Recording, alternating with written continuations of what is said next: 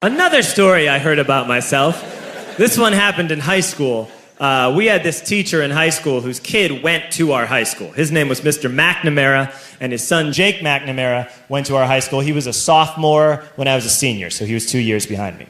And Mr. McNamara was an asshole. And one weekend, he and his wife decided to leave town, which you should never do if you're an asshole. And Jake McNamara decided to throw a party at the teacher's house. Hooray! And everyone around town heard about it, and we all got up individually and thought, okay, let's go over there and destroy the place. I walked into this party, everyone I had ever met was there, and everyone was drinking like it was the end of the world. People were drinking like it was the Civil War and a doctor was coming to saw our legs off. It was totally unsupervised. We were like dogs without horses. We were running wild. I walked down to the basement. They had a pool table in the basement. One dude took a running start and threw his body onto the pool table and broke it in half. Another kid found out which room was Mr. McNamara's and went upstairs and took a shit on his computer. So the party was going great. I'm standing in the basement and I'm holding a red cup. You've seen movies. And I'm standing there and I'm holding a red cup and I'm starting to black out. And I guess someone said like, something police. And in a brilliant moment of word association, I yelled, fuck the police! Fuck the police! And everyone else joined in. 100 drunk white children yelling, fuck duh, police. With the confidence of guys who have like already been to jail and aren't afraid of it anymore. You know, that like, I serve my nickel, you come and take me confidence. But white children. The reason someone had said something police was because the police were there. So a Chicago police officer walked down the stairs and got to the bottom in the basement and looked out over a sea of drunk toddlers yelling, fuck the police, in his face.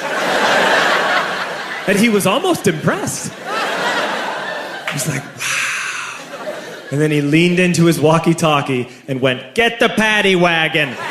And my friend John, who is now a father, this man now has a baby, he grabbed a 40, smashed it on the ground, and yelled, scatter! And everyone ran in a different direction. We all ran in different directions. It was like that scene in Ratatouille when the humans come in the kitchen and all the rats go in different ways. We all ran in different directions. I ran into the laundry room and I jumped up on the washing machine and I crawled out through a window into the backyard, and now I'm running through the backyard and there was this big chain link fence and I thought, I've never climbed a fence that high before. And then I woke up at home.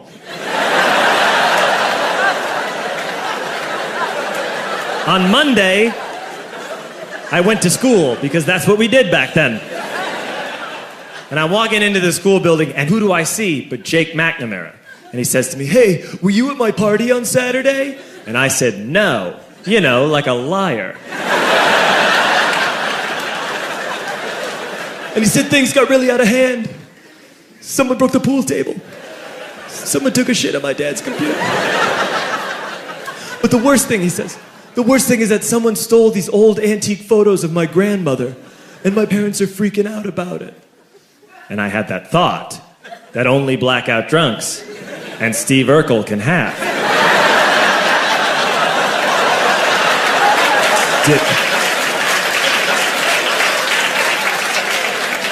Did I do that? I figured, no, I wouldn't have done that. But I was never sure until 2 years later. Relax. I'm playing video games with this kid named Alex that we also went to high school with. 2 years later, we've graduated by now. We're playing video games for a couple hours. And then Alex says to me, hey, come here, I want to show you something. And he takes me into his bedroom. And then he takes me into a side room off of his bedroom. Never a good thing to have. And he shows me a tiny room that is covered wall to wall in stolen antique photos from different people's parties over the years.